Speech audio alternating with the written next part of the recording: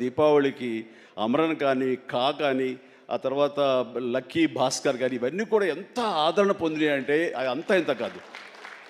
వీటి వెనకాల ఎవరు పెద్ద పెద్ద డైరెక్టర్స్ ఎవరు లేరు, పెద్ద పెద్ద యాక్టర్లు ఎవరు లేరు.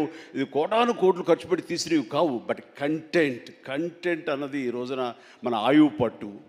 ఆ కంటెంట్ బాగుండాలి, సినిమాల్లో ఎంటర్టైన్మెంట్ పొందగలగాలి, వాళ్ళు ఇవ్వగలగాలి. మనం అది ఆస్వాదించడానికి ఎప్పుడు ప్రేక్షకులు రెడీగా ఉంటారు.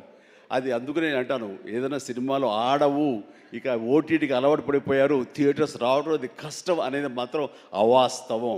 ఈ రోజున ఈ మొన్న ఈ సినిమా వరుసలో మన సత్య ఇందులో ఉన్నాడు.